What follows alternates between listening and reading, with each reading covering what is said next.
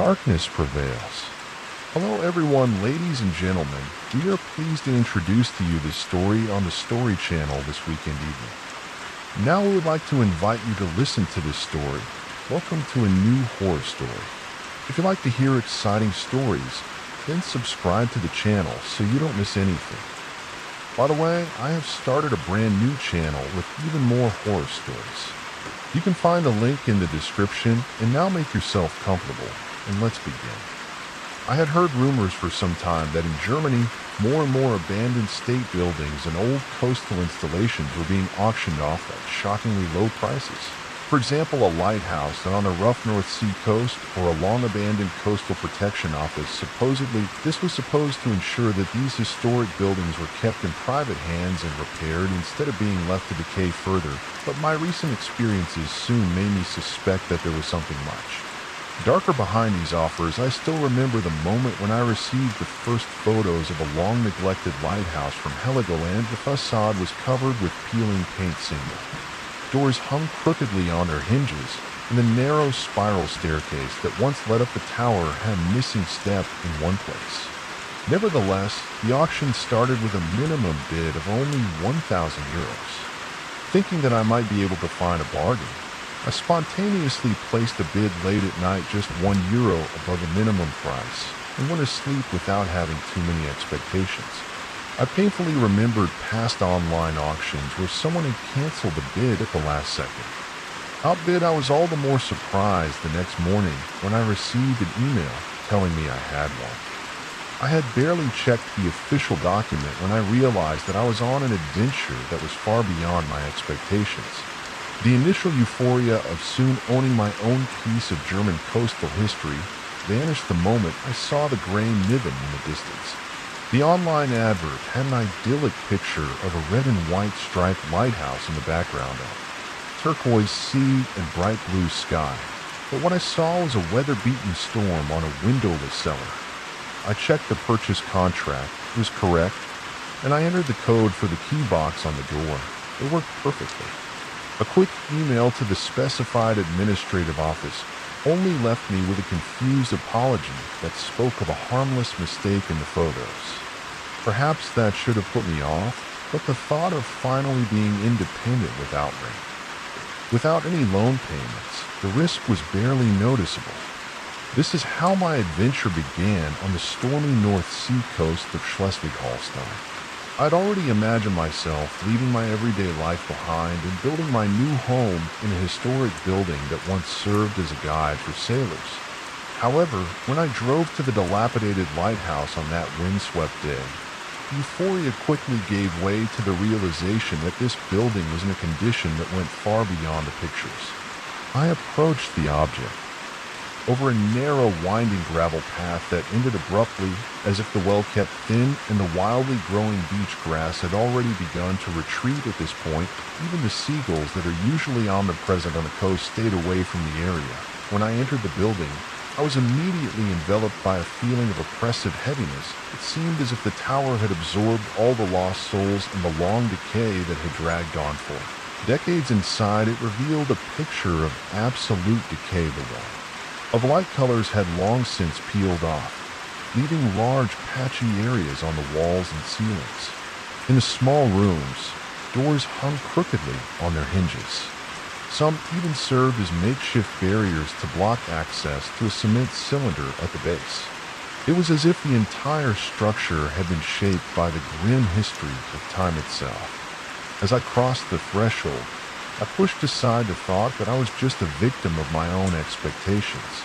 I told myself it was just a shock about the structural decay, but soon a nagging feeling returned in me that something sinister was lurking here, as if the centuries in which this place had been witness to countless dramas, loneliness, and maybe even madness were manifesting themselves in the brickwork and the stairs. After a few days of orientation, I began to make contacts with tradesmen in the region to tackle the necessary repairs. Floors, walls, doors. It seemed as if everything on the tower urgently needed to be replaced.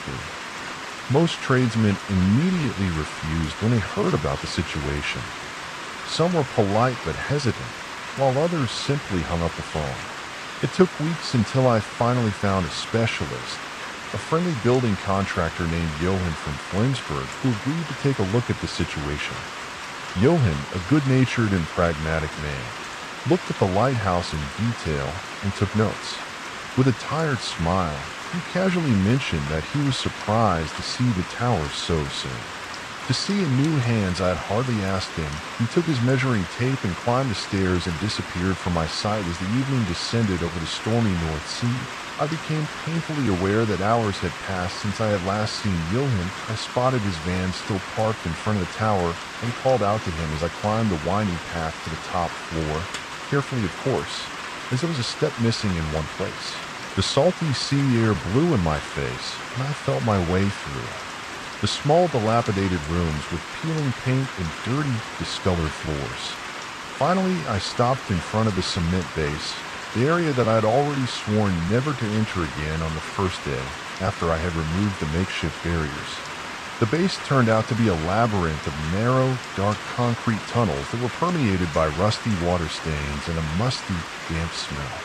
Without windows and without electricity, there was nothing here. Even in broad daylight, complete darkness. With a trembling hand, I opened a heavy door and called for Johan. But the echo of my voice was the only answer. Reluctantly, I set off. I went down the narrow stairs, tried to find my way back with my flashlight, while I kept telling myself that I couldn't be trapped in this underground network forever. After a while, I discovered something strange at the end of one of the dark corridors. An old, weathered, stone stairs that led further down. It was confusing because the cemented base was considered the lowest point, so what could be below? My hands began to sweat with nervousness, and I felt the fear growing inside me as I took the first steps on this new staircase. I called weakly for Johan, but again it was only the muffled echo of my own voice that answered me. The silence was oppressive, and almost tangible emptiness that hung in the damp air. Part of my mind wanted. I wanted to give up and return to the safety of my car, far away from this nightmare, but the thought of leaving someone behind in this darkness wouldn't let me go. With my heart, I took a deep breath and took the first step on the narrow stone stairs. Behind me, the tunnels disappeared into a gloomy veil as I ventured down a narrow spiral staircase that towered before me like an endless whirlpool of steps. I estimated that I was already at least 10 floors below the ground had to be, and yet Johan remained completely disappeared in between. I discovered scribbles on the walls, graffiti scribbles and scrawling writing summation symbols and lists that someone had scratched into the raw concrete in one passage. I came across a long, confused letter to a loved one that snaked around the ever-narrowing walls in illegible scribbles. The further I descended, the more the words turned into incomprehensible gibberish. Again and again appeared indifferent. Handwriting the sentence, they are waiting. Some scribbles were even underlined or highlighted in circles, as if all those above were nodding in silent agreement. At one point, I wrote in blood withdrawal. I was not ready to admit my blood ran cold completely. This concentration and the ominous continuing to ignore the unease that was becoming ever more intense and the stone-throwing foresight, but apart from the guilt of letting someone down on, felt an inexplicable urge to go further than. If something was calling me in the depths of this accursed place. Finally, when the passage became so narrow that the rough stone rubbed painfully against my shoulders, the stairs ended abruptly on a small ledge that led into a tiny room, the first room I had seen since my descent. The walls were covered with messages, apologies, farewells, confessions, and love letters, some in faded ink, others in deeply carved script. Some words expressed despair and fear, other pure madness, but none of the written words contained even a spark of hope. With large irregular letters at one point, exit here, accompanied by a crude arrow that pointed down to a trapdoor in the floor. I hesitated for a moment, although I knew that beneath me there could be nothing but massive rock and the turbulent sea. And then I decided that after I had already covered this long way, I had to look for the exit the trapdoor led to. Further steps this time to a narrow iron spiral staircase, which was once again missing a step as I descended. Suddenly, a stale, musty draft of air blew past me. Around me, I discovered small, dusty windows which looked out into the pitch-black night, so dark that at first I almost didn't notice them as such. Suddenly, I stopped dead, completely confused as to how I could have gotten so completely lost in the subterranean labyrinth. I was sure that I'd gone all the way down. Tiredness and darkness made me to manage, but I knew that up and down were still clearly distinguishable in my head when I suddenly heard a quiet whirring noise from the depths, and in my head the hope grew that it could be Johann, or maybe already a hint of a final exit. Relieved, I continued on my way, or rather I tried to follow the direction in which I had come. At the end of this iron spiral staircase, I discovered a ladder that led to another trapdoor in it. Ground led hesitantly, I climbed down, opened the door, and to my complete confusion, I suddenly found myself on top of the lighthouse again. I immediately grabbed the cold railing to support myself against the strong stinging North Sea wind above me. There was neither moon nor starlight to be seen. The pale light that was usually reflected in the turbulent sea was missing. It was as if the darkness outside was even more impenetrable than in the damp tunnels and the narrow stairs, as if the night itself had blocked out all the light. Would have swallowed the turbulent Black Sea, seemed to be in seamless connection with the gloomy sky and the distant coastal landscape, and despite the faintly flickering, slightly tinted light, I could hardly see anything at first. I felt a hint of relief when I noticed that Johann's van had disappeared without a trace. He seemed to have escaped unscathed, but this relief vanished instantly when I discovered that my own vehicle also seemed to have been extinguished. The familiar beach, the small seaside resorts in the distance, everything had disappeared. Instead, a strong wind blew, which carried a heavy earthy smell into my lungs, a smell that reminded me of wet mornings and times long past. I looked through the railing into the distance and discovered eerie, almost transparent figures that drifted like ghosts in the black waves. The sight was so surreal that I couldn't believe what I was seeing the moment I took my eyes off the hypnotic movements of the figures. I noticed that the slippery floor was littered with scattered objects: Johann's work shoes, a notepad, his tool belt, a lady's handbag whose leather was cracked and worn from constant contact with the salty water, and piles of neatly folded clothing lay scattered around. Panic ran through me. I hurried to the trapdoor through which I had originally descended, or rather exited. I opened it again, and this time found a stone staircase that looked like a narrow escape route.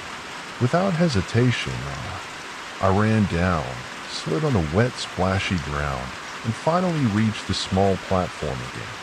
My tired legs carried me past hundreds of other scribbles. There were repeated paws everywhere in eerie writing. "They are waiting." It was as if all those who had walked this path before me had left this saying again and again. Only when I reached the top of the old stone steps did I stop, take a deep breath, and feel a fleeting moment of relief. I saw it there in large, irregular leaves, again an exit, this time with an arrow pointing upwards. I told myself that I must have missed this sign on the way down. A quiet laugh escaped me as I thought of my own forgetfulness and grabbed the opening of the trapdoor. I had been so looking forward to returning to the musty, gloomy interior of the cement cylinder. Who would have thought back then that I would one day be happy to see this impenetrable tunnel again? But my laughter quickly turned into sheer despair. I remember how I almost burst into sobs at the first hint of the stale draft of air that hit me in the face. The smell of old, dilapidated walls that seemed both familiar and remote made me shiver. My phone showed 6:45 a.m., but outside not a hint of daylight penetrated. The darkness remained all-encompassing. The pale figures in the gloomy, restless sea moved in time with the waves. Their shameful bodies became more and more apparent the closer they got. Reluctantly, I opened the trapdoor again and went down, this time more slowly, trembling with exhaustion. When I reached the small platform and the tiny room with the scribbles where the sign exit pointed down here, I hesitated for a long time to open the door, but in the end I knew I had to do it just to see what else was hidden under this cursed tower. The number of my unsuccessful attempts to escape the labyrinth was no longer manageable. Each time it ended the same way. I stepped out of there. Darkness out into an endless, almost inescapable night. At some point I stopped counting the steps. By now there were more than the first time. When I reached the dark exit again, I almost burst out laughing. From the indisputable fear of getting out to the salty sea, I trusted this fresh, dry terror. Inhaling, the pale apparition in the black came closer, and further, closer, further, unstoppable. Since then, I have been trying to maximize the battery life of my phone. Be careful, because only here in the middle of this underground passage did it occasionally catch a weak signal. The need to call for help grew with every passing moment, an almost uncontrollable urge that I could hardly resist, although I was aware that a call for help would probably bring about even more disaster according to my calendar. I had been trapped here for a week now without food, without fresh water, once I stumbled in the dimly lit passage and hit myself. My head on a stone stepped a violent blow with a dull sound, and the flowing blood almost certified death, and yet even death seemed to give me no peace. I have memorized every single line of the ominous scribblings, everyday weight that was scratched on the damp walls, and even chiseled my own messages into the cold. Were these messages short and in scratchy writing, is now on the wall a warning for the unfortunate one who follows me in this endless labyrinth. Should follow a warning to all those who are seduced by an offer that seems too good to not be blinded by the promise of owning a piece of German coastal history, because sometimes behind such an offer hides something that is far darker than one can imagine. It may seem illegible and confused, but I am convinced that these scribbles reveal two irrefutable truths out in the stale, heavy air and in the unfathomable womb of the stormy sea. There truly lies the only exit, the way out of this nightmare. And when I give faith to the dull clapping of wet footsteps on the trapdoor above my head, then I know they are waiting for me. I already started with the shadow runners when I was 13 a term that today. Makes us seem like adventurous nerds who think up an impressive name for a street gang back. Then we were four unlikely friends, Daniel, Jasmine, Fabian, and I, Marcus. We were all enthusiastic nerds, and to be honest, it was the role playing in Daniel's mother's basement that brought us together. So we went from four lost, bored and lonely children who were longing for fun and thrills to a close-knit community. When we jokingly called ourselves the Shadow Runners, we were all about 14 to 15 years old. In that restless age, when you have more energy and curiosity than you can reasonably live out, we started looking for new hobbies, to search for adventures, to experience things that would sweeten our everyday lives. On a long summer, as we roamed through the remote and deserted corners of our small town in the Sourland, we found ourselves more and more often in places where we shouldn't actually be. I say actually because we didn't hurt anyone. We weren't evildoers. None of us had the urge to destroy or steal anything. We were urban explorers, even if our hometown couldn't exactly be considered a metropolis and technically. In my view, you were entering foreign territory. But apart from a few encounters with the police who stopped us several times and sent us home, we were spared from serious danger. With the start of our studies, a lot changed. Daniel and I studied at the University of Cologne, while Jasmine and Fabian stayed at the local vocational college. For all of us, it was no problem. Jasmine and Fabian visited us almost every weekend, and already in the second month of our first semester, we regularly explored the real big cities like Dusseldorf and Bonn. We also got into smaller, sticky situations. Fabian was once bitten by an aggressive dog, and I got stuck in the supply tunnels of an abandoned clinic building in an old industrial area for almost 3 hours while Daniel ran over to help me. Yes, I know we had sworn not to break anything, but with us there were always exceptions. These exceptions increased over time again, and again new faces in our little clique on. Mostly young people who were met through internet forums like Abandoned Places in Germany. Some of Jasmine's acquaintances who kept coming into our circles behaved inconsiderately, made loud noises, and did things that were obviously only meant to impress Jasmine. Their thoughtless manner announced the problems that were about to arise. Then came the fateful day. The biggest and clumsiest of the newcomers, his name was probably Cabinian, fell over a rusty piece of metal when we old building complex that we had found in a remote corner of the Sourland region. We took him to the hospital. He survived, but his parents made a huge fuss about it. So the police questioned him, and even Daniel and I were put on academic warning by the school administration. After that, we continued to go on exploratory tours, but only when everyone could be there. We had once firmly intended to stay together as a group even after our studies. But how so often in life it turns out that time goes its own way. The few times we met again were usually enough for a joint dinner, a small weekend camping trip, or occasional trips into nature. Daniel and Jasmine were still talking about exploring a dark, dilapidated corner of a former facility in the woods of the heart, but each time this idea gave way to an enthusiastic, albeit vague, nod that soon ended in laughter or a change of subject. Truth be told, I was slowly starting to feel like I was growing beyond lurking around in abandoned ruins. It was as if I no longer wanted to pretend that I was breaking into a monster's lair. I think we all felt that way, but it wasn't just the fear of the known that bothered us, but much more the feeling that we were drifting apart inside. We never said it openly, but I could already see the years passing us by. Daniel and Jasmine could one day find each other and even get married. While we all became more and more entangled in work, families, and new circles of friends that fit into our adult lives, it was sad and a little scary, like the emerging butterfly that leaves its old self behind, and I could already see it coming. The meetings would degenerate into phone calls, texts, and emails until we realized that we hadn't spoken to each other for months or even years. It was on just such a day that Jasmine called me. When I heard her voice, a feeling flowed through me, a feeling of joy, and my mind had already banished the idea that we would grow apart for good. Then she said, "Jasmine, what can you repeat that please?" With a trembling voice, almost crying, I had to ask because I had hardly understood it the first time. "Daniel, he has disappeared." I frowned and pressed harder on the phone. "Disappeared? What do you mean? Where exactly has he disappeared?" Her voice sounded thin and damp. "He went on a journey of discovery. Alone 2 nights ago."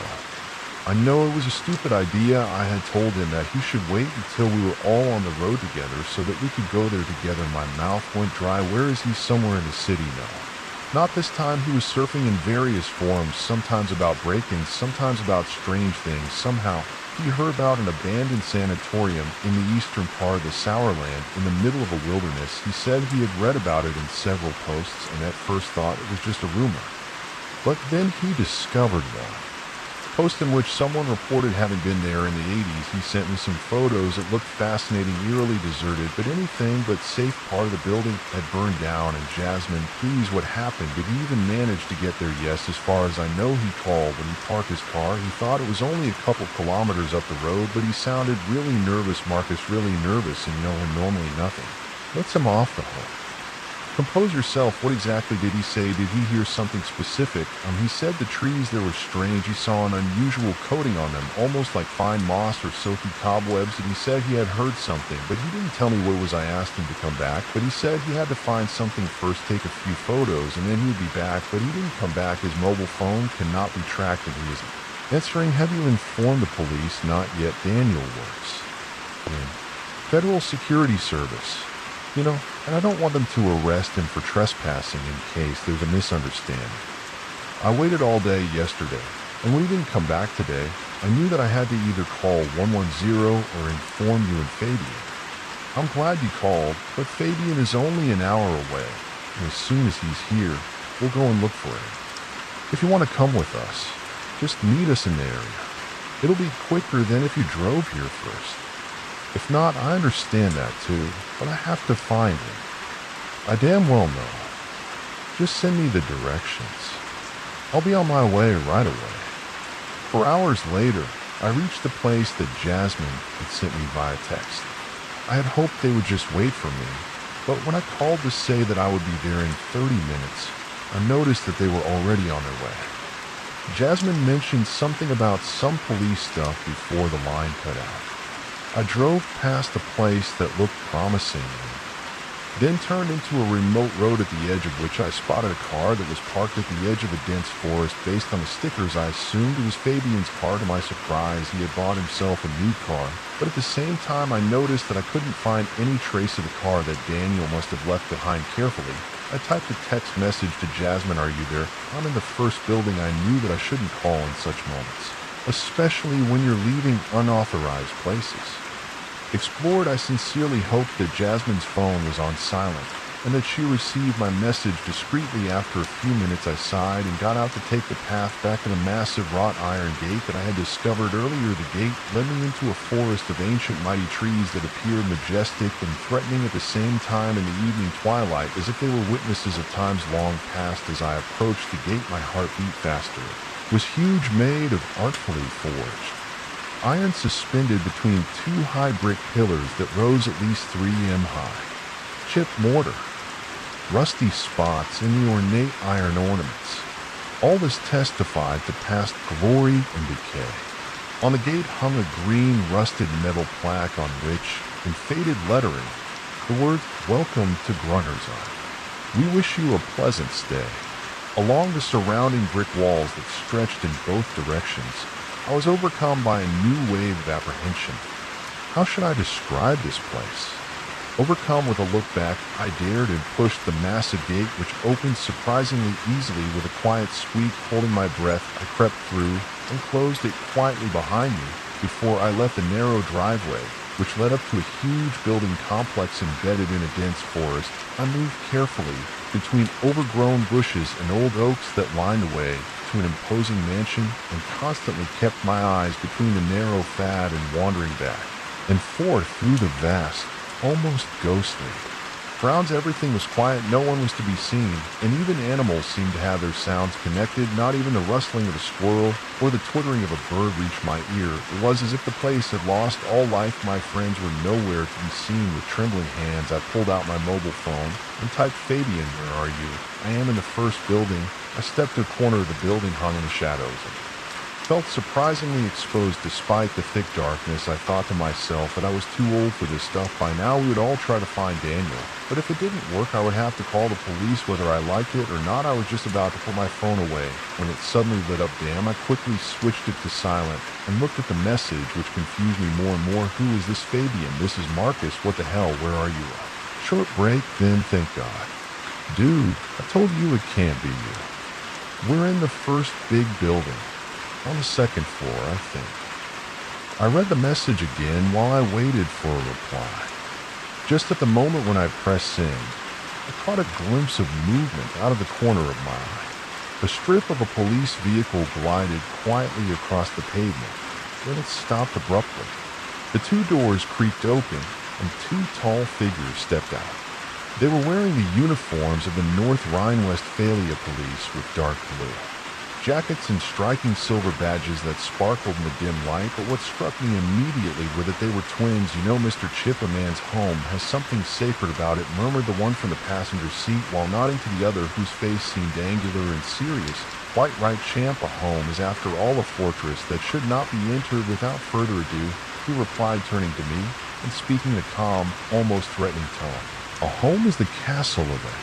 Before I knew it, the older man started to walk around a car, and when I heard that, I turned around and ran as fast as I could through the thicket of overgrown bushes and wild trees towards the back corner of the building. I thought about whether I should escape into the surrounding forest or even climb over the fence, but what would that do to my friends? It was better I sneaked into the building, found them, and hoped that we could escape together. I had to hurry because there was a cracking sound behind me. Already branches while the police stormed through the greenery. I finally reached the back of the complex and ran along the presumed back of the building. There were hardly any doors or windows, and if there were, they were locked. But suddenly I spotted an open window. I assumed that Jasmine, Fabian, or Daniel had gotten in that way. It was my only chance to escape as long as I made it before she came around the corner. With a pounding heart, I peered into the darkness of the room, hesitated for a moment. What if inside? Expecting unexpected mold, rotten floors, or even something worse. I shook my head and forced myself to climb up and squeeze through the open window. There was no time to hesitate. Either I ran or I was caught. Inside, I quietly lowered the window and crouched down to get used to the gloomy darkness of the room. It was a bedroom in which the furniture was dusty, the bed linen and curtains faded and marked by time. Yet it did not seem too dilapidated. To be all the better, the door to the corridor was open, and hanging from the knob was a single thread of dental floss. In our student years, we had started to use dental floss as a way marker, So as not to get lost in the labyrinth and dark buildings, often one group used white, the other minty green dental floss to distinguish between different routes. Here the thread was white and looked almost new, maybe a message from Jasmine or Fabian signaling to me that I was on the right path. Careful, I entered the corridor when I suddenly noticed movement at the window because I had gotten in. The police twins seemed to be moving towards the woods or another exit. They obviously knew exactly where I was. I was determined to find my friends quickly before they discovered me.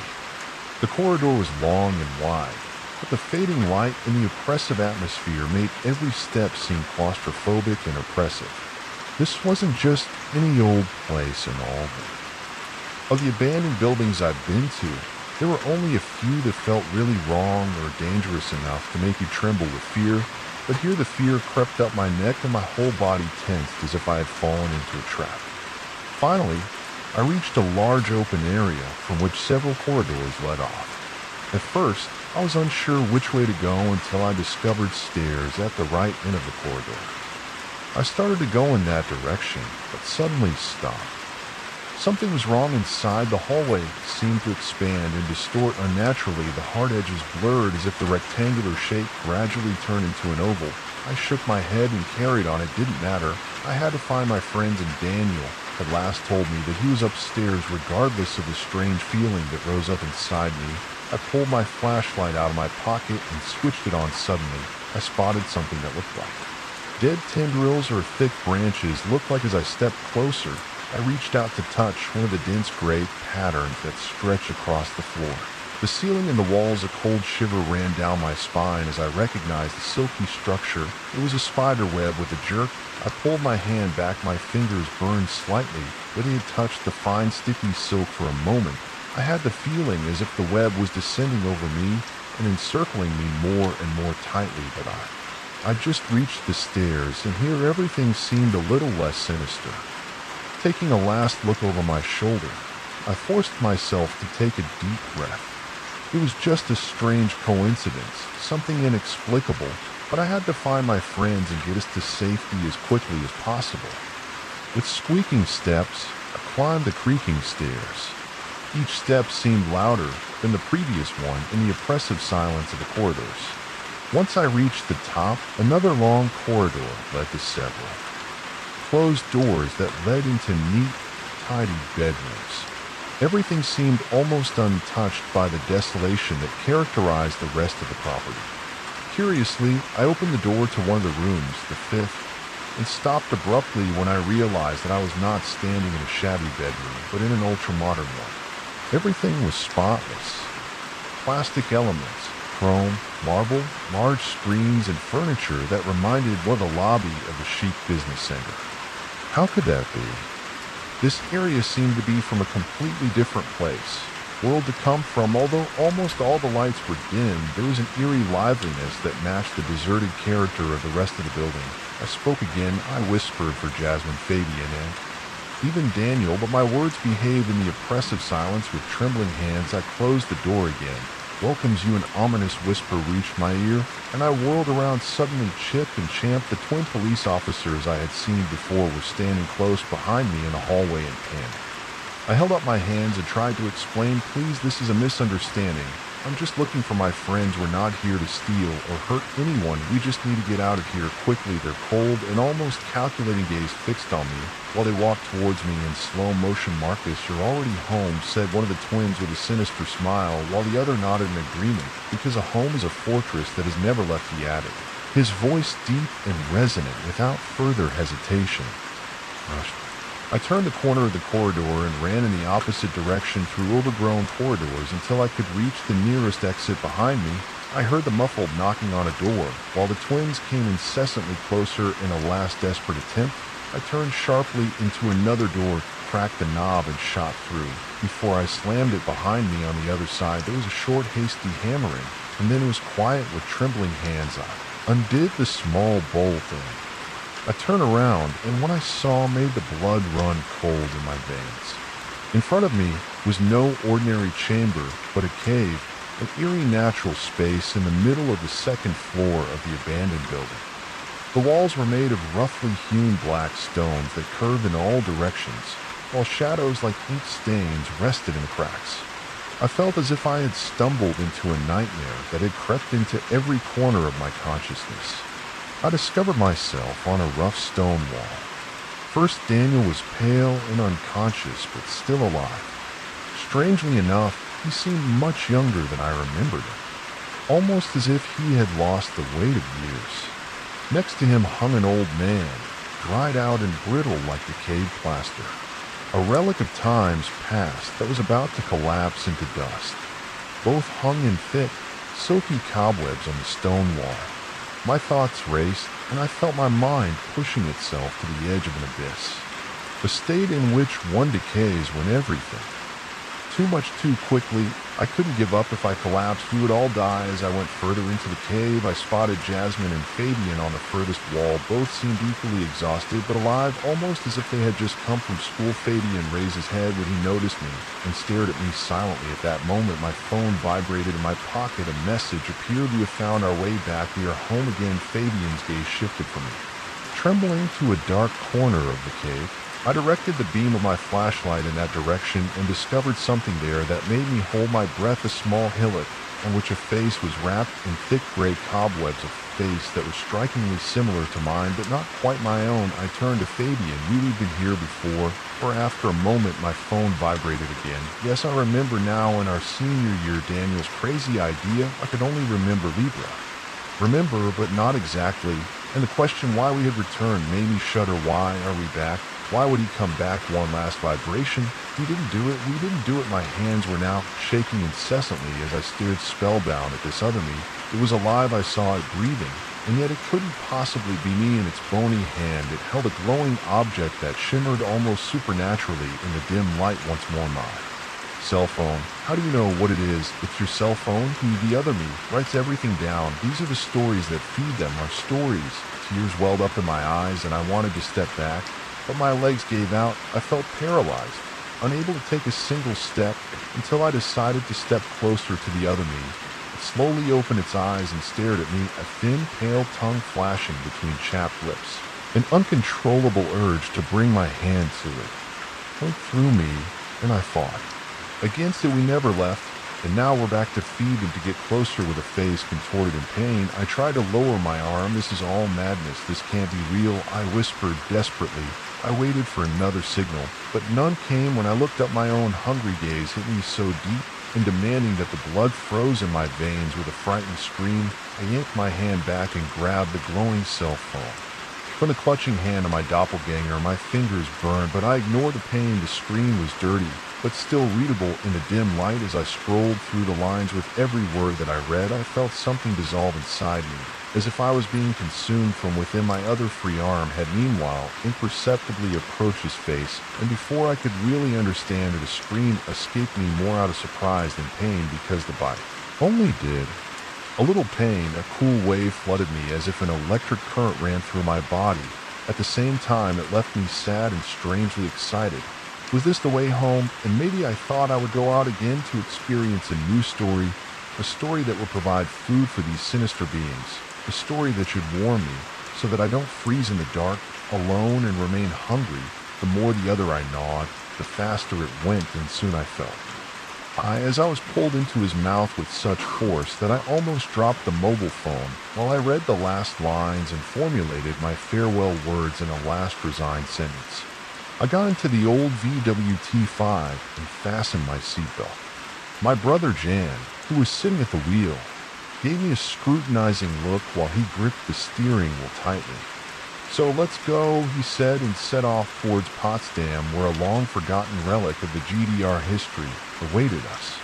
To pass the time, I opened my smartphone and started reading an ebook while Lucas calmly dictated the directions from the back seat.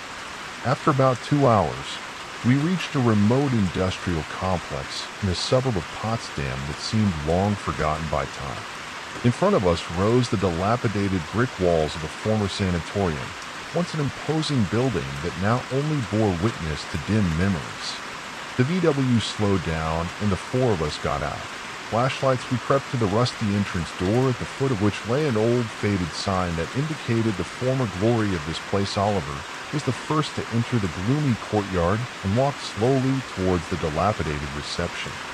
With his flashlight, he shone over the dusty doors on whose dark varnished surface traces of bygone days were still visible. This counter would have looked magnificent once, he murmured, while he stroked the still tangible, once polished wood with his fingertips. I went to a worn chair, looked at its dusty surface, and asked me quietly how much money this place brought in when it was still in operation. Lucas, who was standing next to me, replied, "Imagine that, with the old treatments in the GDR, a completely different system." After a few minutes, we met again at the reception.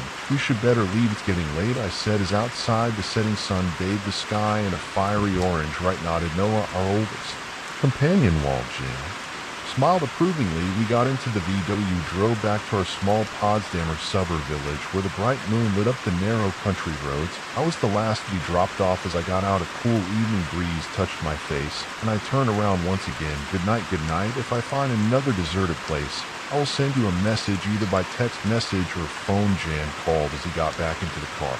"All right," I replied as soon as I heard the deep roar of an engine.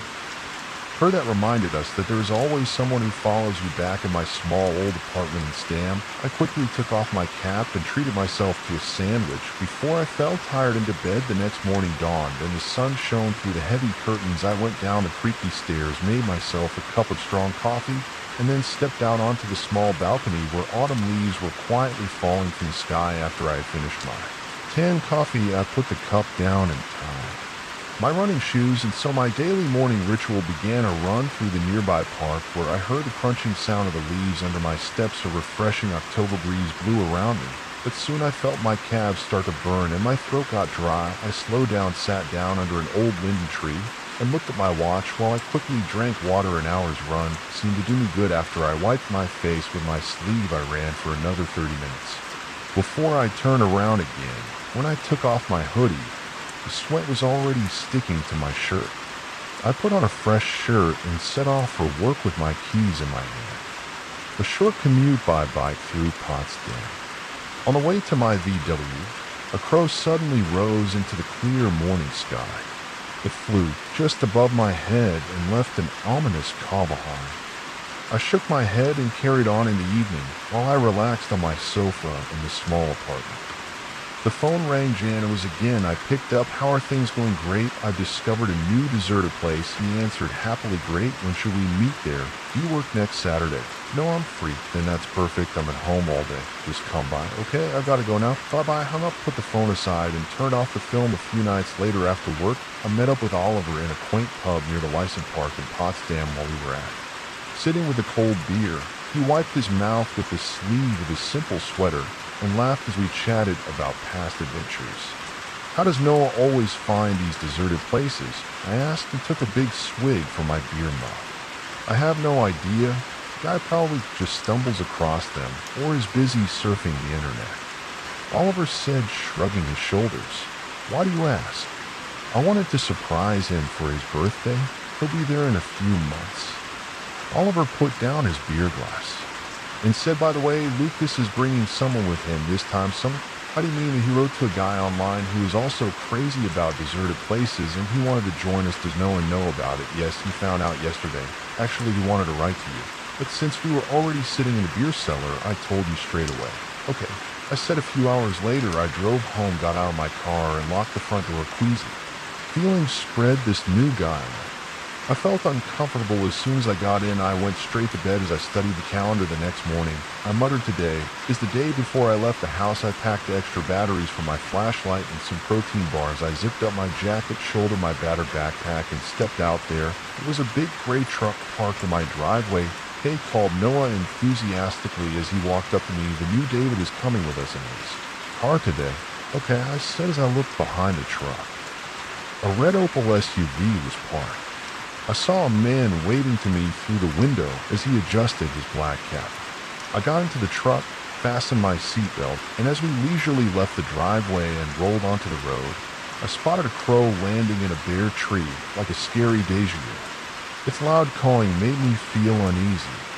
I closed my eyes briefly, took a deep breath, and said quietly to myself, It'll be okay.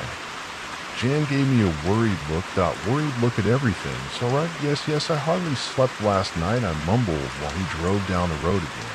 Concentrating my eyes slid over the dark trees that passed by in the weak light. Shortly after 4 o'clock, we reached our destination. Noah brake turned into a remote side street, and there rose up in front of us a huge, dilapidated building that reminded us of the times of the GDR. A large little sign in front of the entrance, Heilstadt grab off Noah, that's cursed. Psychiatric hospital, or I called a little louder than necessary. It doesn't matter, abandoned for years. I know that she's abandoned, but I still feel uneasy. Promise me, if just this once, okay, said Noah and grinned slightly. My fists clenched instinctively. The urge to tell him off was great. The truck stopped only a few meters from the entrance when I opened the door and got out. An icy gust of wind hit me in the face while we all got out of it. Vehicle, the man in the red SUV, also parked and left. He purposefully approached January. Hi, my name is David. He introduced himself and held out his hand to Noah. Noah took it, smiled, and said, I'm glad, David. This is my brother January. Lucas has already told me about you, he added, holding out his hand to me. I shook it firmly and replied with forced friendliness. Yes, I'm glad. At that moment, a strange feeling came over me, as if I had instinctively sensed that something was wrong. Well then, into the building, Noah called optimistically.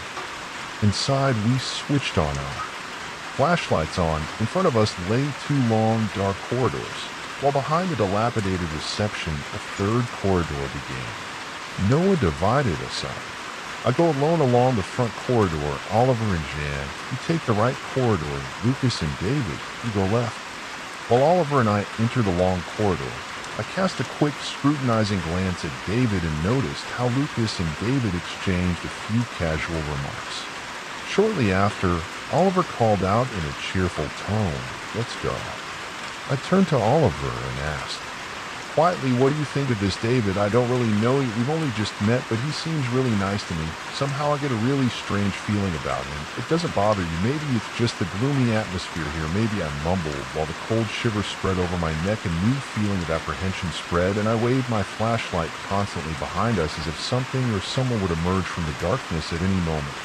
To jump out, my thoughts wandered. I imagined dark figures or demons suddenly jumping around a corner. I tore the thoughts away, switched the beam forward again. Suddenly Oliver's phone vibrated. He pulled it out and said Noah has asked us to meet again at the entrance. We turned around and went back. Some time later we had found each other again, but when we pointed our flashlights at the ground, I noticed something, whereas David asked Noah as if it was obviously no idea. He said he had to go to the toilet for a moment, and then he didn't come back. I sent him a text message, but my phone died. Well, we have to look for him, Oliver said determinedly. Together we walked down the left corridor until we stopped. We stopped here, Lucas explained. In which direction did he turn? Noah asked and illuminated the room with his flashlight. Lucas pointed into the distance over there. I followed his gaze and discovered a long, dark corridor. Resembled the entrance area, okay, said Noah. You two go underneath. I'll stay here and keep looking before we part ways. I went to Noah and said, take care of yourself. He laughed quietly, don't worry. I'll be careful, and if anyone comes too close to me, I'll give him a beating. I used to be a boxer. I lowered my gaze and nodded, okay. I trust you. With those words, we made our way down the dark corridor. The floor was covered in flaking plaster and scattered pieces of old wheelchairs. As we walked carefully, after several minutes, the corridor split into 3 directions. I'll take the right path. I said I'll go left. Someone replied, and I decided to go in the middle direction. I walked past numerous doors, some of which were covered in graffiti. After I had taken another left turn, I shone my flashlight into the row of doors. Suddenly, my step came to an abrupt halt as my foot hit something hard with the flashlight. Directed downwards, I jumped back in shock. I almost dropped the device in front of me with someone as I let the light beam glide over the body. My breath caught in my throat. The gray t-shirt with a picture of a football player was soaked with blood. My heart was racing, and when I felt panic spreading through me, I wanted to escape, but my legs gave out. My mind went blank as I looked at the blood. I took a deep breath, trying to think clearly, but something wasn't right, I knew. t-shirt made me tremble inside with a scream. I fell to my knees. Tears ran uncontrollably down my face. There lay the lifeless body of my brother Noah. I grabbed his hand, looked at his pale face, and whispered, "David did that." For although there was no answer, I felt the bitter truth gently. I closed his eyes and stood up while the beam of my flashlight moved over his body. I have to inform Lucas and Oliver. Oh God, I hope they're still all right. I thought as I turned around and hurried back down the corridor with shaking hands. I typed a message to Oliver to meet me at the spot where we had parted ways. I had barely reached the meeting point. I was panting with excitement and pain. A few minutes later, Oliver came running up. "Why did you have to hurry?" he asked worriedly. I looked at him, and the next few seconds broke my heart. "David killed Noah." Oliver's face darkened. "What are you talking about?" "Have Noah's body back. They found his t-shirt is full of blood. Show it to me," he ordered, and I led him back. Oliver went ahead, knelt down in front of Noah, wiped his tears with his sleeve, and picked up a black leg from Noah's right hand. "That's it," he said quietly. "We have to find Lucas." Oliver set off immediately, and we followed him. While Lucas had already disappeared into one of the dark corridors, my hands were shaking as I hoped that Lucas hadn't suffered the same fate as Noah. We combed through every room.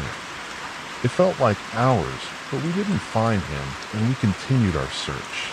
As we turned a corner, I heard a quiet, ominous gurgling in the distance. Oliver raised his hand to silence me. He leaned towards me and whispered, "Move slowly, don't make a sound." I nodded and followed him. The ominous gurgling became louder as we got closer to the source. Finally, we stood in front of an old door from which this eerie noise was coming. As soon as we stepped inside, Noah switched his flashlight back on and ran. A headlord called Oliver. "In horror, Jan, come here." I rushed after him and discovered Lucas, whose blood was still flowing from his throat. "Help me stop the bleeding," called Oliver. While Lucas weakly clung to my arm, his lips moved as if he wanted to say something else, but before I could understand, he slumped down. "Lucas, Lucas!" screamed. Oliver shook his body desperately, while a soft sound of pain wafted over from behind as I turned around to use my flashlight to find the source of the sounds to light up. I saw Oliver holding Lucas' lifeless body. He wiped the tears away with his sleeve and said with grim determination, "That bastard has to be here somewhere. If I see him, I swear I will kill him." "He to Noah and Lucas lives." A cold shiver ran down my spine. "Behind you," I screamed when I noticed a knife heading menacingly towards Oliver's throat. Oliver instinctively turned around, groaning as the blade stabbed into his left shoulder. I looked around and panic grabbed Lucas' flashlight and rushed to the spot where David wanted to put the knife to Oliver's throat. With all my strength, I raised the flashlight and hit David in the face. He staggered back while he hastily wiped the blood-stained fabric on his nose with his sleeve. I helped Oliver to get up, and together we ran through the long corridor. My trembling hand held the flashlight while the quick footsteps behind us came closer and closer. Adrenaline pumped through my veins, but I didn't know how much longer I could keep running. My legs were aching, and my breath was coming in gasps. We ran round after round until I suddenly spotted something familiar. An old reception desk that appeared in the dim light in front of us. Between gasping breaths, I said to Oliver, "We're at the entrance." "How did you know that?" he asked in surprise. "Look at the desk, and over there are the stairs."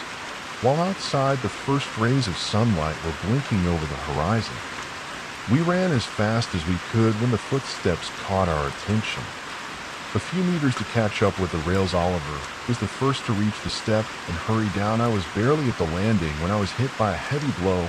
I was thrown to the ground. "Jan," called Oliver in panic and jumped back to help me. A stabbing pain shot through my stomach as I felt David hovering over me, fresh blood on his blade, which was threateningly approaching my throat. I dropped the flashlight while I desperately tried to pull the blade away from me with both hands.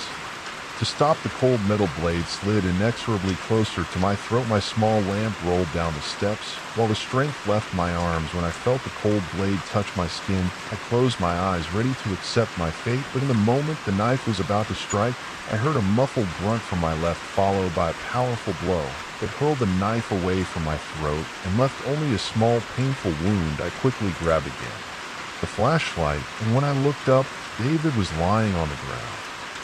Oliver had given him a strong blow in the face. While David reached for the knife he had dropped earlier, I grabbed it lightning fast and held it tightly in my hand. Oliver stepped aside, and without hesitation, I pushed the knife into David's throat. With all the determination that rose up in me, he grabbed his throat and gurgled, and after a few agonizing moments, he collapsed lifeless. I let the knife fall to the ground and sank to my knees and felt the shock course through me. Oliver placed his hand calmingly on my shoulder and whispered, "You did what you had to do." He was right. If we hadn't taken out David, all of our lives would have been in danger. But the thought that a person could end human lives so cold-bloodedly made my anger boil over. I clenched my fists and stared at David's lifeless body. Without another word, Oliver climbed into David's red Opel SUV, and I followed him as we started the car and slowly drove away from the abandoned facility. As we drove away, I lowered the window to get some fresh air. Just as we entered the main road, I heard the loud cawing of a crow in the distance again. An ominous sound that reminded me that some shadows never disappear. I hadn't seen my father for almost 20 years. It had been almost 2 decades since I had last seen him. My very first clear memory of him was when I was 5 years old and was happily sitting in the small living room. Warner Road cartoons, and he suddenly went through the front door. I still remember exactly how I turned around just in time to see his back. He was wearing his well-known blue denim jacket, his head bowed as if he was suffering from a heavy burden, and the door slammed shut behind him. Just a few steps away from me sat my mother, Ingrid, on the old wooden floor of the small living room. Cross-legged and crying quietly, this sight burned into my memory. My mother, who was always strong and unwavering. Heaven had never shown me a single tear before. She was our rock in the surf. Slowly, I crawled towards her and sat in her lap while she sobbed away, completely disoriented and lost like in countless moments when she comforted me.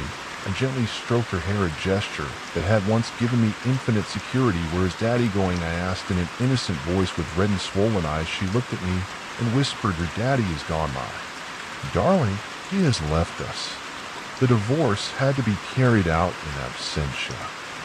Nobody knew where he had disappeared to. I remember how, as a small boy, that my grandmother hung up missing posters of my father in the winding alleys of the old town of Warnagero. Grandmother simply could not accept that he had abandoned us all so easily. The posters remained hanging for a few months until they were gradually torn apart by rain and vandalism.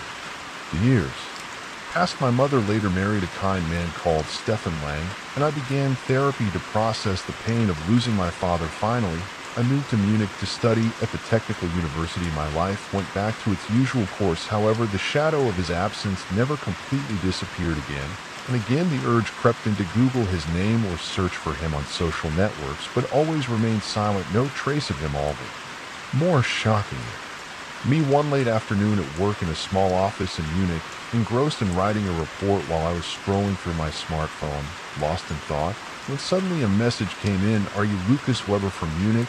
And is your mother's name Ingrid? If so, then I am your father. I have been looking for you all these years." I stared at the screen in disbelief, put the phone aside for a moment, and then picked it up again to read the message again. While I was still thinking about what I had read, more messages came in. "Lucas, I'm so sorry for everything. I've been away for so long. Please answer me. I have to meet you today." My first reaction was not to answer. A part of me suspected that it was a perfidious attempt at fraud. Someone who knew what was hidden in my past and was now asking for money or even a favor. "Bart," but in the end I typed, "How am I supposed to know that you're really my father and not a fraudster?" My heart pounding in my chest while I waited for an answer. Thoughts came over me. If this really was my father, I had so much to say, much of it painful and angry. Shortly after came his answer. "I promise you, it's me. When you were little, you had a red cat called Max who died when you were 3 years old, and you had a little teddy bear called Mr. Emil who you fell asleep with every night. Please, Lucas, believe me. I need you. Please meet me." I'm starting on my phone, while my mind sank into a whirlpool of doubt. Longing, I wanted to reproach him for having left us all alone for so long. Or should I finally agree to meet him to find out his motives? In the end, I wrote, "I need some time to process this. I'll get back to you this evening." I'm currently working. A few minutes later, I received the next message. I understand, but please let me know by this evening. Back at my desk, I felt like I was a ghost in my own body. I forced myself to finish writing the report. Every sentence seemed important and unreal at the same time. When I arrived home in my small rented apartment unit, I rushed into my bedroom and collapsed exhausted onto the bed. My mobile phone still in my hand. My fiancée, Anna, who was returning home late that day from her shift at the nearby hospital, was not there yet. Of all the people I wanted to talk to, it was her. She wouldn't be able to reach me now. I read the messages again. To be honest, I would have blocked him too, leaving him in this uncertainty, probably still wondering what he had done wrong. But curiosity got the better of me, and I finally wrote, "Why do you even want to meet me? If you have something to say, please write it here." His answer wasn't long in coming. "Lucas, I'm so glad you answered. I was so scared. To have lost you forever, please, I absolutely have to see you. If after this you never want to speak to me or see me again, I promise you that I will never bother you again." I put the phone aside and stared at the white ceiling. Everything seemed so real, as if I had suddenly had a dream from which I could not wake up. I had hardly had this thought when the front door opened. Anna came in and called, "I am at home." When she found no one in the living room, she came worriedly into the bedroom. Her eyes fell on me, and she asked in a gentle voice, "Are you all right? Has something happened?" I shook my head and showed her the phone with the messages still lit. "My dad, he just texted me. He wants to meet with me tonight to talk everything through. I don't know if I should agree." Her eyes widened as she read the messages. Of all the things that I could have told her, this seemed to be the last thing she hadn't expected. She took my shaking hand and said, "Darling, I know he is your father, but he is practically a stranger. You don't have to feel obliged to meet him," I replied. "But I want to know why he left us. I want to hear it from him." Hesitating, I then typed, "Where should we meet? Please send me the address." His next message was, "Thank you. This means the world to me. I'm sending you the address now." To my surprise, the address showed a remote place only about 30 minutes from my apartment in a small village in the Harz Mountains near Werninger Road. I looked for the place on Google Maps and discovered an inconspicuous log cabin nestled in dense fir forests and misty hills. A pang of anger ran through me. He lived so close and had pushed himself into the shadows all these years. How long had he lived there? Months, years. The answers would soon become apparent. Anna was keen to come with me, but I insisted that she stay in the apartment. She knew the address, and if I didn't say anything within 2 hours, if she heard from me, she would call me, and if necessary, contact the police. She was too nice to me not to help me if something should go wrong on the journey over the old federal highways towards the Harz. I had a lot of time to think. When I finally arrived at the cottage, I felt a sudden anger when I saw the well-kept half-timber house in front of me. Such houses in this area were not cheap, and I asked myself how my father had made a living all these years. Probably not by pain. Maintenance. I had barely parked the car when a heavy wooden door opened and a man stepped out, a breath with a shy smile that seemed almost out of place in the twilight. "Lucas," he called with a trembling voice, while his smile ignited a faint spark of hope in my core. It was my father, Hans Weber. Now that he was really standing in front of me, everything seemed unreal. He seemed emaciated and weaker than I had remembered from the few faded photos from the past. I got out of the car and he took a step back to make it easier for me to get in, while he looked at me with a shy, almost humble smile. All the words that I wanted to say to him that day disappeared when he waved to me and said, "Come on, let's go, Ken. I have to explain a lot to you before it's too late." I followed him, seating inside, my eyes fixed on his worn hat. He hadn't hugged me, which on the one hand gave me relief, but on the other hand also took away the pain. Past years, the interior of the hut was simple but furnished with a subtle, almost nostalgic charm. It smelled of pine needles and old memories, and I noticed that a lot of it reflected the traditional character of the Harz region.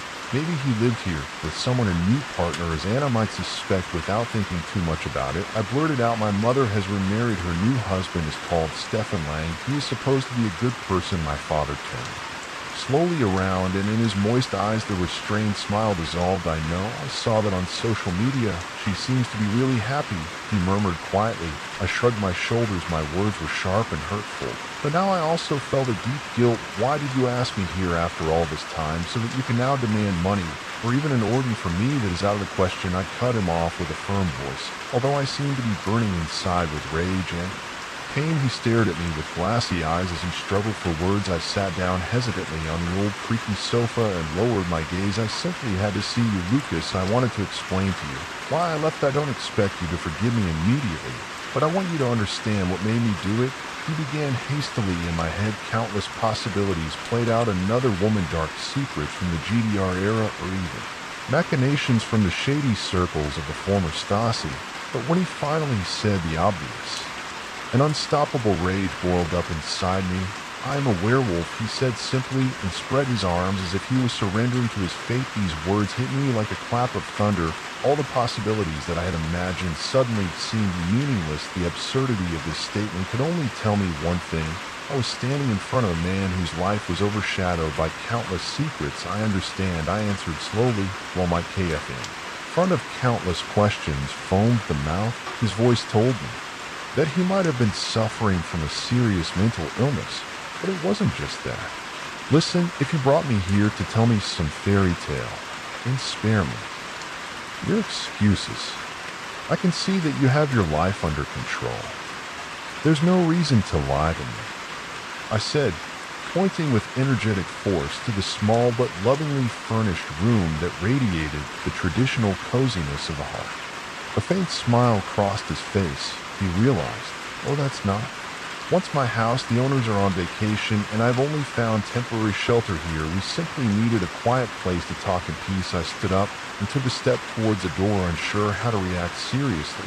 "Do you have any idea what kind of trouble you will get yourself into if you get caught? Something like that can get you a long prison sentence," I stammered. Suddenly, he walked towards me, lifted his checked shirt, and I spotted a discreet gun belt on his belt, in which rested a small but noticeably loaded pistol. With a fluid movement, he pulled it out and held it out to me.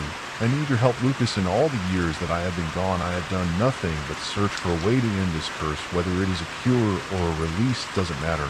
All I found was this remedy, silver. Only silver bullets can stop me for good. I have already loaded this gun with the only bullets that can save me. It has to be from someone.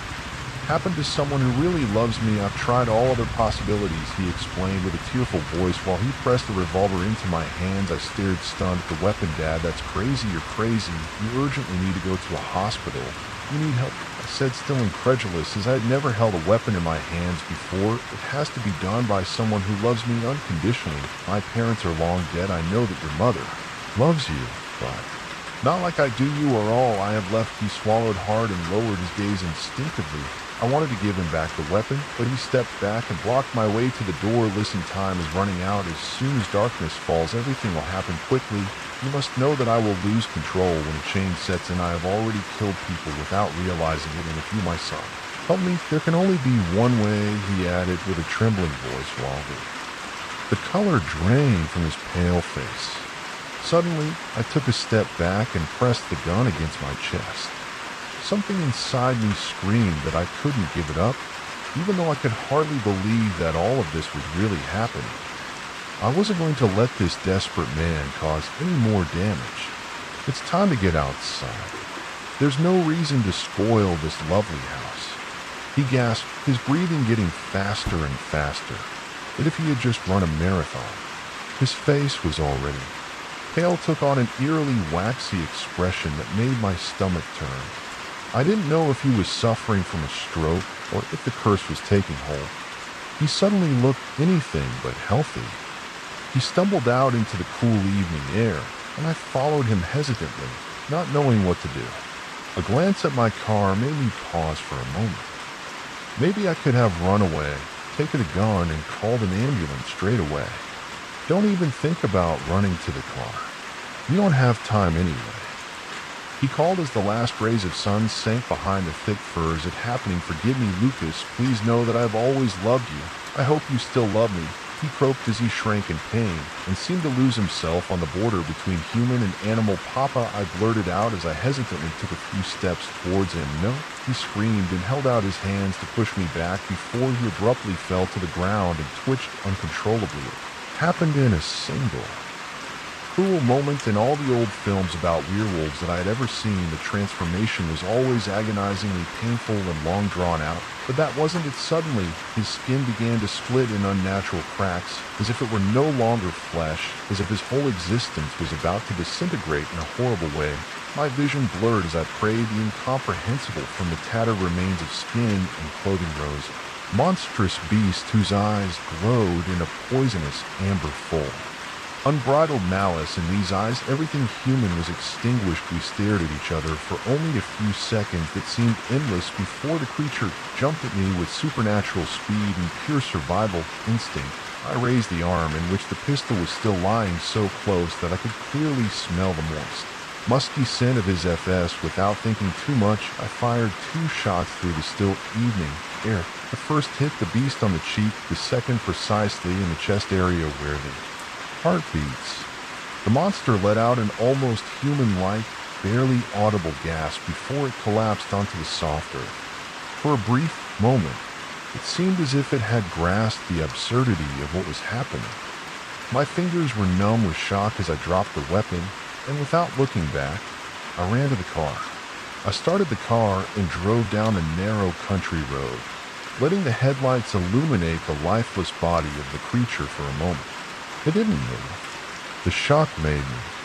During the entire journey, I could hardly think straight. I kept looking in a rearview mirror, hoping that the beast would chase after me, but there was only the oppressive darkness of the night. I didn't call the police or an ambulance. Silently, I processed the loss and the incomprehensible while I drove home. Tears that no one saw welled up in me. When I finally pushed open the door to my apartment, Anna was already waiting for me to leave. Her eyes filled with fear when I stormed in, and she hastily asked what had happened. I couldn't explain the truth to her. It was too fantastic, too unbelievable. Instead, I made up a story on the spot. I claimed I had met my father, and that he was just a failed ex-addict who was asking for money, and that the hut I had found him in didn't belong to him at all, but was a dilapidated hideout of a homeless ex-army soldier. I begged her not to call the police because how could I have explained why?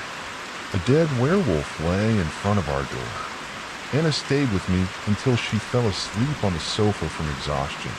I lay awake for a long time, unable to put the nightmare of the past hours behind me. In the dim light, I drank coffee, trembling and lost in thought, unable to convince myself that all of this could have been nothing more than a bad dream.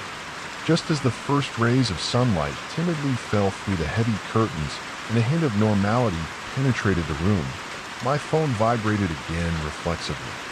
I looked at the screen and my heart skipped a beat when I saw the only simple message. Lucas, it didn't work when I was 14. My parents threw me out of the house. I don't want to explain in detail what led to the argument that finally tore our relationship apart. Driven from one friend's house to the next, I soon found myself without anyone who could offer me shelter. I knew that sooner or later I would end up on the street if I didn't have contact with mine.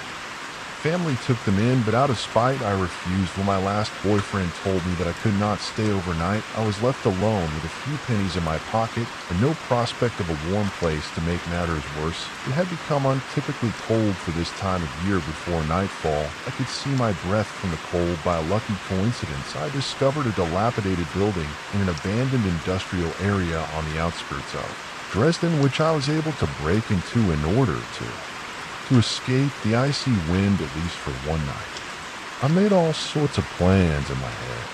If I can just last one night outside, I'll be able to get back to school tomorrow, I thought to myself. I had never done particularly well in class, but at least I could brave the cold and, as I often did, take leftovers from other people's sandwiches that nobody wanted to eat. At a gas station, you could get free hot water, and if I could scrape together enough change, a bowl of instant noodles for dinner to warm my wounds. As I couldn't think of anything better, I curled up on the cold concrete, put my backpack as a makeshift pillow under my ragged head, and fell asleep. This tactic of using school as a source of warmth and living off the little leftovers helped me for a few days. I could even use the showers there, and a good friend, let's call him Tobias, invited me occasionally to his small apartment in a prefabricated building in Leipzig to wash my few dirty To wash clothes, his parents were strict when it came to visitors, so that I always had to leave before they came home. A circumstance that made overnight stays at his place impossible. At least Tobias was prepared to bear the anger of his parents if one of us got caught, so that I could at least have clean underwear.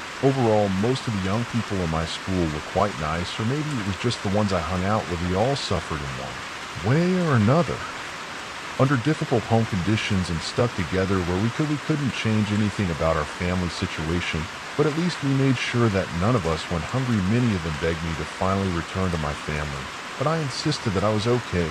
My friends were my only support, and the old rundown building didn't seem so bad until I could find something better. Nevertheless, my friends warned me they had justified worries that I could easily become a victim as a homeless child on the streets. I could be robbed, murdered, or even sold into forced prostitution, and no one would be able to help me. Life on the streets as a teenager was too dangerous, and yet I didn't go back home. The problem escalated when a temperature dropped below freezing. Another friend, perhaps Leon, gave me a jacket that was too small for him. A few extra socks were enough. It was short-term, and someone else gave me some old mittens, but it wasn't enough. On the way to the old building to get ready for the night, I asked myself if I would survive the night. The sun hadn't quite set yet, and although I was wearing everything I owned, I was constantly shivering from the cold. I laid my little jacket on the ground. I had been told that it would be warmer to lie on something, and when a violent winter storm raged outside, I rolled up in mud. I gathered layers of clothes and tried to make a plan. There were a few places where I could stay, but the problem was that these places were already frequented by other homeless people. I'd already met some pretty threatening characters who were in a similar predicament as I was. Sometimes I felt a certain pity for them, because they too were fighting against circumstances they could not control, but I also knew that it could be dangerous to be in them. To stay in warmer places in the homeless scene, there was often a tough fight for survival, in which you could get each other into trouble. There was also always the possibility that someone would care about a melancholy teenager and call the police. While I lay shivering in the cold, I preferred to hold on to the thought that freezing to death was preferable to having a knife used on my worn-out shoes in an alley, or being forced back into the household of mine. Returning to my parents, every breath formed small clouds in the crisp air, and my body screamed from the cold. My nose hurt, and fingers and teeth stubbornly refused to get warm again. I asked myself how it could come to be that I had to sleep on the cold floor, and my heart contracted. Painfully, anger rose within me, anger at my parents, who created a home where I never felt welcome. It seemed to me as if death from hypothermia was preferable to being back in their house life. I had tried to be a good son, but when nothing I did mattered, I lost faith that they could punish me for no reason. Maybe it was better if I did what I wanted, and so I ended up in this predicament. My whole body ached from the incessant shaking, and yet I couldn't move even if I wanted to call the police just to get somewhere warm. I was too weak to get up after an hour on the hard concrete. It hadn't just been an hour. It was a whole week in which I slept outside and regularly had to go without a proper meal. Until then, I hadn't known how unbearably painful the cold could be. My heart ached, my lungs burned in the cold, biting air, and it felt like my toes were going to fall off. More than anything, I longed for a hot meal and a warm bed. Tears welled up in my eyes, but I forced them back, because wet cheeks would only make yourself colder, just sinking into the belief that you are finally falling asleep and will never wake up again. Suddenly, an echoing knocking sound came through the dark, cold building. I tried desperately to remember the origin of this noise. It was getting closer and closer. It was so dark that I couldn't see what was causing the sound, and so weak that I couldn't even get up. Fear gripped me. My eyes refused to open while the noise came closer, then closer. Suddenly, I felt a warm gust of air on my face. In a moment of clarity, I understood. It sounded like dog-like claws drumming on a hard surface. I wanted to open my eyes to see what was in front of me, but my body simply switched off. I lost consciousness, completely defenseless. A few minutes later, I awoke as if my air had been cut off. Something was pressing down on me. A strange smell filled my nose, and as my eyes struggled to penetrate the darkness, I realized that, for some inexplicable reason, I felt warm, almost sweltering hot. I struggled to free my arm, which was trapped beneath my body. When I was finally able to move it, I felt something rough, a kind of fur surrounding me. Slowly I realized that an animal had wrapped itself around me, or was even snuggled up to me. I didn't know any wild animals that were that big. Panic overcame. Was it a bear, an escaped big cat from the zoo, or even someone who kept illegal animals? I would have been lost if it woke up and realized that I was there. It was an appetizing tree, but why had it snuggled up to me like that? Was it just looking for body warmth on this bitterly cold night? Despite my weakness and tiredness and what felt like a harbinger of illness behind my eyes, I didn't completely lose consciousness as I listened to the steady breathing of the creature that seemed to be there. When I awoke, I felt the cold again. My face was red, my throat ached, and that made me dizzy. To go through severe, violent falls. This was a major side effect, and the cruel cold made it dangerously lonely and weakening. Until this moment, I had lived in the corner of the abandoned building. Now I was hoping that a security officer would discover me, perhaps to finally get me medical help. When I was sent back, I could hardly move. Feverish chills made my body shake to the bone. I had a little with me, but even that was useless as I was too weak to answer a phone and call for help for days. I lay there between sleep and waking moments when suddenly I discovered something new. Concrete deep grooves like massive claws had been dragging across the floor that hadn't been there before. With dusk falling as the temperatures continued to drop, I heard this eerie yelling. Despite my alert mind, I was too scared to open my eyes as I pretended to be asleep. I felt like the animal from the night before wrapped itself roughly around my sick body. I could only determine that it was enormous, had long dark fur. No animal that I knew fit this description.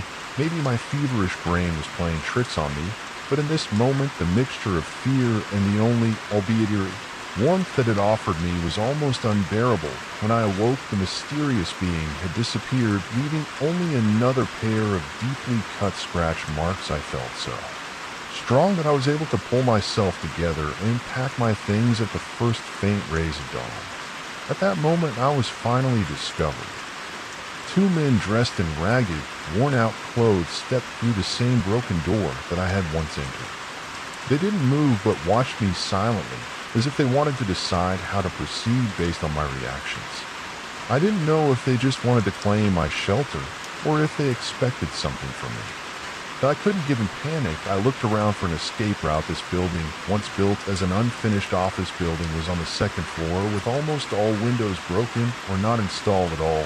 Jumping through a window seemed to be my only chance. The only way via the stairs, however, led directly past the two inconspicuously placed men. When they suddenly rushed off, I prepared to escape through the window, but I only managed a few steps when I felt someone grab my backpack and pulled me to the ground. I screamed while they pulled at my clothes as if they wanted to hold on to every little object in the pale light. A knife flashed, but I fought desperately to free myself. Both had a foul stench, and in combination with my sick state, the stench made me gag. While they were obviously malnourished, Wharton or a Kate from a student in their class, slightly older. I was close to death. Or worse antlers I hadn't in the last two. Found at night that at least kept me warm. Suddenly the picture changed. The man holding the knife suddenly lost his head. Literally blood spurted from a cut, and both I and my attacker froze in horror. The man's body fell to the ground with a sickening sound, while the other man backed away in panic and tried to understand what had just happened. I stood there paralyzed, unable to move, while blood collected in a puddle next to my head. Allowed a scream finally made me flinch. At that moment, a dark figure appeared in a gloomy room, which almost seemed to take the form of a wolf, but in a supernatural size, so that when it raised its head, it hardly fit into the room. Neither eyes nor other facial features were recognizable. The fur was so deep black that it seemed to swallow all light. The man's scream attracted the creature, and when it slowly turned towards me, I became dizzy with fear instead of the victim like the first one. To quickly overpower the attacker, the creature proceeded methodically. First, it cut across the man's face with a single long claw. Then it did not hesitate to make another cut across his chest. The man tried to escape, but every attempt was thwarted by the monster. More and more wounds appeared. Blood spurted in all directions. Finally, the monster showed a kind of cruel mercy. It pressed its massive clawed paw onto its opponent with a large mouth that was between Dark fur opened into his stomach and tore him apart. The horrible crunching of bones and the tearing of organs made me feel sick. I vomited violently, unable to defend myself against the horror. Somewhere inside me, a voice urged me to leave this place as quickly as possible. While the monster was distracted, this inner stirring saved my life more than once. Although I was neither frozen nor killed by the animal, but I had the ominous feeling that this monster only used me as bait. As a weak youth, I unintentionally attracted the attention of men like the two attackers. Why should such a monster eat its fill of one meal, when it could instead use its prey as bait to attract even more? I wasn't valuable enough. I was shown the door the next time I was there. I only had one option. I grabbed my backpack and threw myself with all my remaining strength to the next window. The jump actually saved my life, even though it also broke some of my bones and other body parts. One got up and hobbled to the nearby petrol station in a state where I hardly knew how badly I was injured. The petrol station employee immediately alerted an ambulance. Before I finally collapsed in the hospital, I desperately tried to describe to the officers what had happened in that building about the sinister animal. The two dead men ended bloody traces, but the police found no evidence of a crime apart from the strange scratch marks on the floor and the jacket left behind. Nothing unusual seemed to have happened. They assumed that in my feverish state, I'd only had hallucinations so vivid that I had made myself jump out of the window. My parents were taken to task for the fact that I was sleeping on the street while the school I was in didn't even know what I was doing. My friends also remained silent behind my predicament. Too many of them already knew the dark stories about the youth welfare office and were too scared to report anything. Finally, I moved in with my aunt. It wasn't ideal, but she was much better than my parents, with whom I have hardly any contact to this day. Sometimes I ask myself what I really experienced that night. Somehow today I almost feel grateful towards that monster because, in its uncanny way, it changed my life. Save since this experience, I value my bed more than anything else, even though it is now often claimed by my aunt's two large dogs, so that I can hardly sleep. My life is boring. I study at an unspectacular University of Applied Sciences in the small Bavarian town of Lichtenfeld. My everyday life drags on in endless monotony. In my tiny student apartment, I usually sit at my outdated laptop while my roommate Lena and her boyfriend Marcus have loud, irrelevant conversations. For some time now, I have been plagued by the feeling that my life is trapped in a monotonous routine, the same thing every day, nothing exciting. At some point, I was overcome by the burning desire to bring a little more excitement into my life. Since I was 15, I have been fascinated by mysterious places that hardly anyone knows about, abandoned buildings and facilities that have been left to the ravages of time for decades. Reading reports and photos of such places in forums like Reddit made my heart beat faster. I long to be in these places myself, to feel the adrenaline rush and to experience the anxiety that comes with entering abandoned areas. On YouTube, I saw videos of other urban explorers exploring dilapidated hotels, abandoned warehouses, or dilapidated shopping centers. I also saw how they were followed by dogs or even the police, how they found strange objects or met homeless, disoriented people, and that only made me more curious in my dull everyday life. The thought of a dangerous thrill, almost irresistible, so I started to research suitable destinations on the internet. I had only been at university for a few months and was living in a new city that was still unfamiliar to me, but seemed to have some deserted corners. During a Google search, I came across reports about an old underground tunnel nearby that was built in the 40s as a car passage and had been abandoned for over 20 years. The tunnel was located on the edge of a dense forest just outside the city. Was an ideal place for a beginner in urban exploring because apparently hardly anyone had discovered it yet, and unlike many of my contemporaries who were looking for their thrills in partying or fleeting affairs, I wanted to spice up my life with a touch of real danger. My friends were occasionally up for an evening together with beer and playing cards, but none of them were willing to knowingly put themselves in danger. So I decided to go out on my own, a foolish decision as later I should find out that I was a young, rather slender student who was planning to explore a deserted place on a dark Saturday evening alone.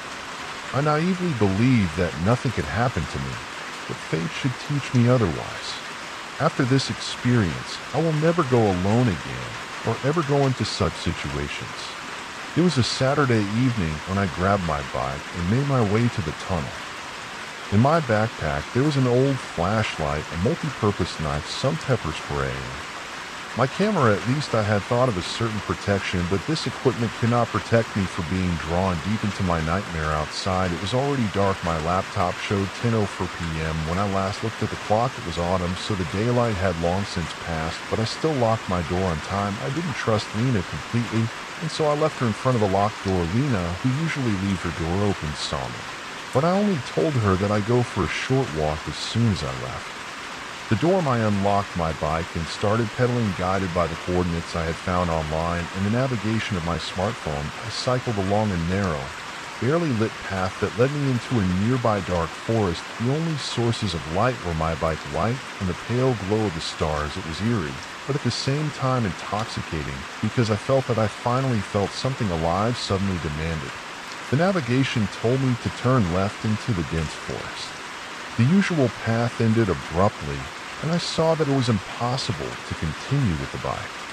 So I parked my bike, locked it carefully, and switched off the lights, and immediately found myself in pitch black darkness.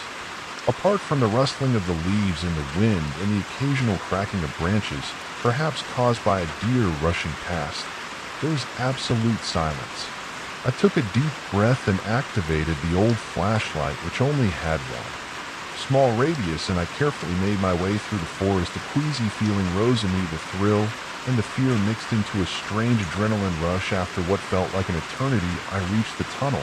That what I had experienced so far did not stop me. On the contrary, the sight increased my apprehension. The tunnel was dark, seemed to run endlessly, and was smeared on its outer walls with devilish symbols and fire-like graffiti about the entrance was emblazoned with a blood-red warning. No. Entry. Danger to life. I figured it must have just been bored teenagers trying to express their boredom in this way. After all, there wasn't much to do in this area, so I entered. The inside of the tunnel was damp and a constant. Dripping of water sounded spooky. Stupid enough, I was wearing sneakers which were instantly soaked through by the muddy ground. Later, I was able to clean them off. The graffiti continued on the tunnel walls, supplemented by further cryptic symbols and warnings that had been left behind by unknown persons over the past decades.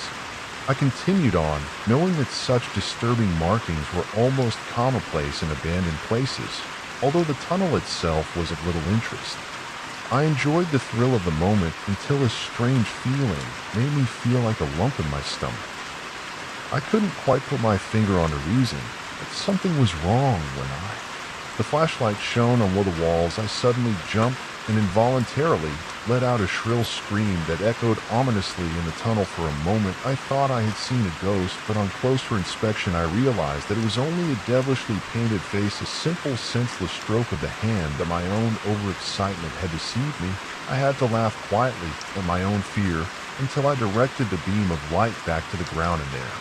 There were dirty blankets and an old pillow carelessly piled up. Had someone secretly moved in here? The eerie feeling crept up my neck again, and the urge to escape as quickly as possible overwhelmed me. I quickly took a photo of the face and the makeshift bed to document my visit, and hesitantly turned toward the exit. At the moment when I wanted to leave the tunnel, I suddenly heard the sound of footsteps behind me. Footsteps that came from the direction of where I had come from. For a moment, I froze in shock, unable to react, but then I shook off the paralyzing shock and ran, panicked, in the opposite direction, deeper into the tunnel. It seemed to be the only sensible way out, and in retrospect, I know that I acted correctly. As I ran, I heard the footsteps of my pursuer getting faster and faster behind me. In my panic, I reached for the multi-purpose knife in my pocket. I was aware that running around with knife was dangerous, but it was my only possible protection if someone came too close to me. The tunnel was shorter than I had assumed, and finally I reached the other end in my frenzied state. I didn't notice that the footsteps were constantly following me. Only when I left the tunnel behind me did I once again hear the threatening echo of the pursuers. Determined, I continued on my way, always thinking about returning to my abandonment. Like I ran through the dark, dense forest. Parallel to a hill behind which the tunnel was hidden again and again, I seemed to hear the sound of Estonians breaking. Whether it was really my pursuer or just my imagination, I could not say for sure. When I finally reached the familiar road where my bike was, a breath of relief flowed through me.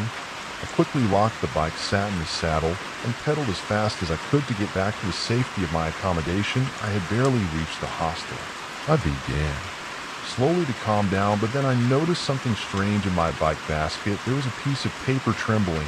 I took it in my hand, brought my bike into the garage, and ran into the apartment barely behind a closed door. I let myself sink exhausted onto a chair, still dazed from shock and fear. I asked myself if someone had really followed me.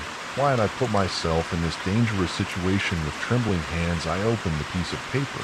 The short text made my blood run cold. Freezing in the veins. Hello, pretty girl, we haven't met yet, but I'm looking forward to it. That this note was in my bike basket meant that someone in the dark woods had observed my movements while I left my bike unattended. How else would a person know that I'm a girl? The text wasn't explicitly worded in a threatening way, but in this context, it seemed anything but harmless. Apparently someone alone and in a clearly disturbed, possibly drug-affected state, followed and observed me. Luckily, I heard the footsteps of my pursuer in time. Otherwise, this experience could have had a much more tragic ending. To this day, I don't know who was chasing me that night, and I will never go to deserted places on my own again.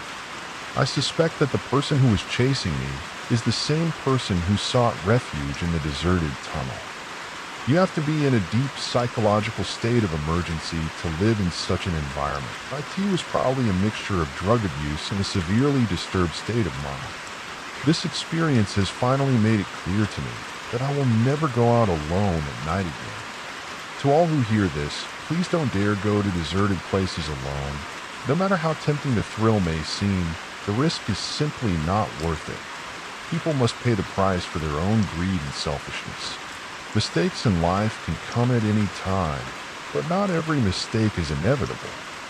There is a way back to the furnace of greed. It is the devil in the heart, and it is that devil in the heart that creates the demon that haunts you, making it impossible to live in peace.